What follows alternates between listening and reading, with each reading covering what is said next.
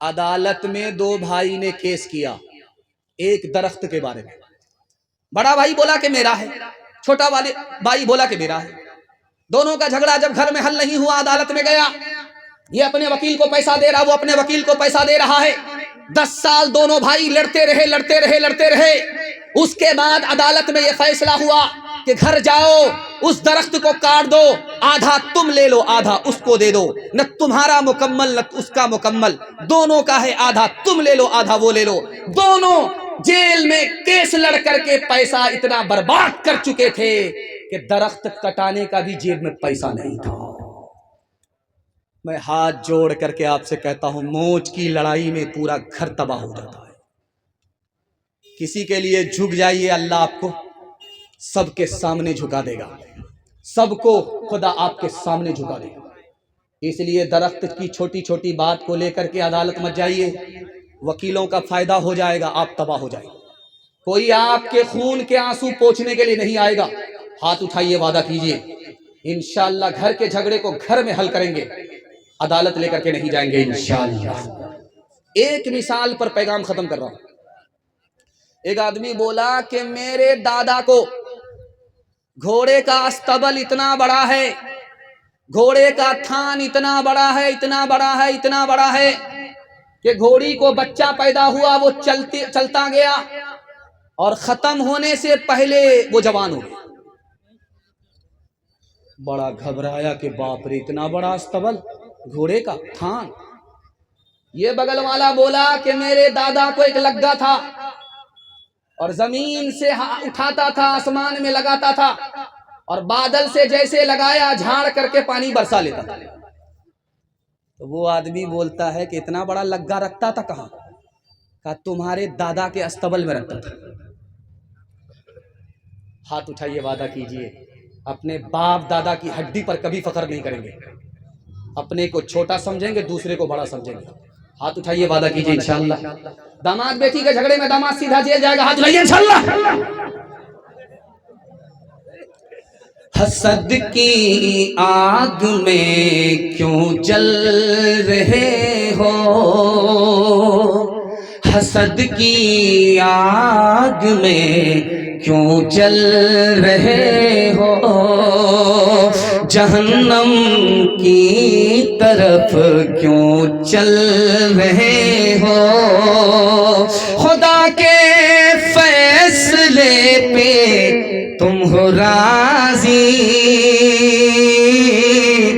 کفے افسوس تم کیوں مل رہے ہو, کفے افسوس تم کیوں مل رہے ہو. منفعت ایک ہے اس قوم کی, نقصان بھی ایک ہی سب کا, نبی دین بھی ایمان بھی, حرم پاک بھی اللہ بھی قرآن بھی. کیا بڑی بات تھی ہوتے جو مسلمان بھی, فرقہ بندی ہے کہیں اور کہیں جاتے ہیں, فرقہ بندی ہے کہیں اور کہیں جاتے ہیں. کیا زمانے میں پنپنے کی یہی باتیں ہیں, کیا زمانے میں. ماشاءاللہ اتنا غور سے آپ دیکھ رہے ہیں, مجھ کو ڈر لگتا ہے کہ کہیں آپ کی نظر نہ لگ جائے, لیکن میں بھی چالاک آدمی ہوں, بنگال سے آیا ہوں, کالا سوٹر اور کالا گمچھا لگا کر کے آیا ہوں کہ آپ نظر لگاتے رہیے, میں کاٹتا رہوں. صبح پروگرام چلے گا, آرام کے لیے اختصار فرمائے. ہاں میں نے کہا کہ بھائی 5 منٹ میں میں اس کو مکمل کر ہی رہا ہوں. 5 منٹ میں صرف آپ کا جلسہ مکمل ہو رہا ہے.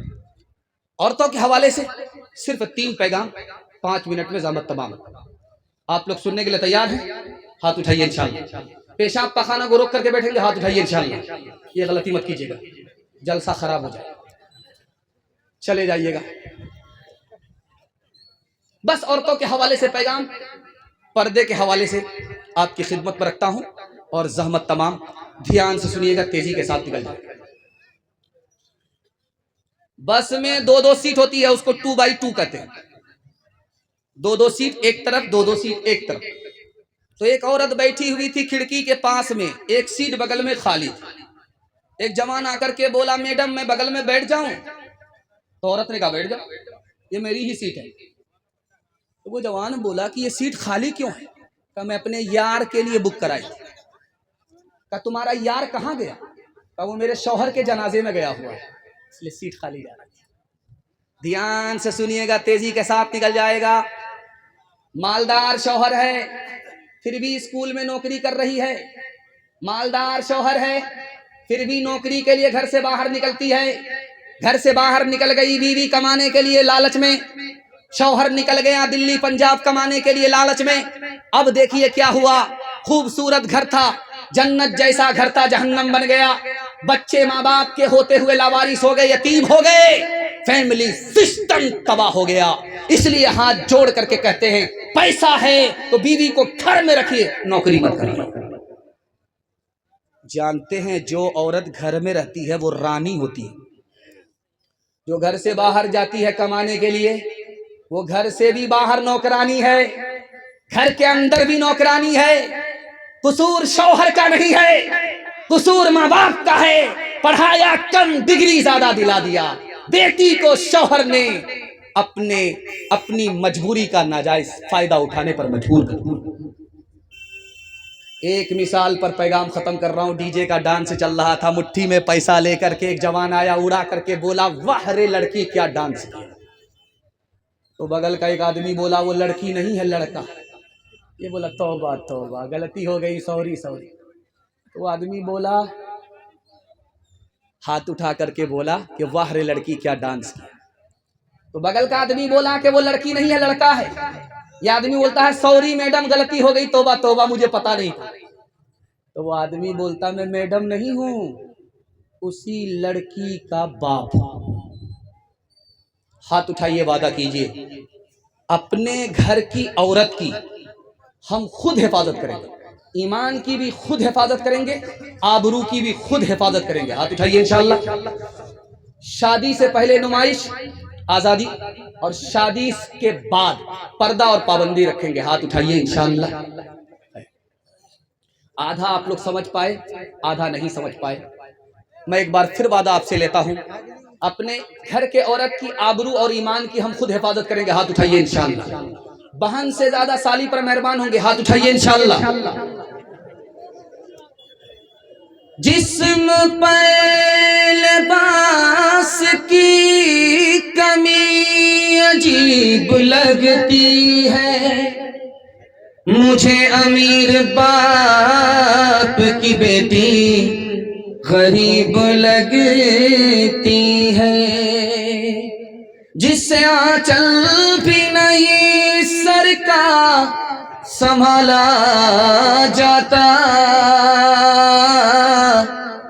اس سے کیا خاک تیرے گھر کی حفاظت ہوگی. کیوں حیا چھوڑ کے بے پردہ ہوئی جاتی ہو، کچھ نہیں پاس رہا دین کی غیرت کے لیے. روبرو حشر میں معبود کے جب جاؤ گی، لے کے کیا جاؤ گی، لے کے کیا جاؤ گی. روبرو حشر میں معبود کے جب جاؤ گی، لے کے کیا جاؤ گی.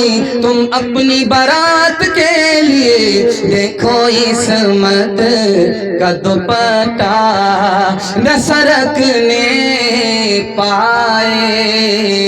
ہر نظر گھات میں بیٹھی ہے شرارت کے لیے، ہر نظر گھات میں بیٹھی ہے. اجازت ہو ایک پیغام صرف رہ گیا ہے عورتوں کی تعلیم کے حوالے سے، اجازت ہے سنا دیتا ہوں انشاءاللہ. بیٹا ہوگا جھولے پر، بیٹی ہوگی چولہے پر. ہاتھ اٹھا دیجئے انشاءاللہ. ہاں چلیے، جیسا آپ کا دال بھات ویسا میرا فاتحہ.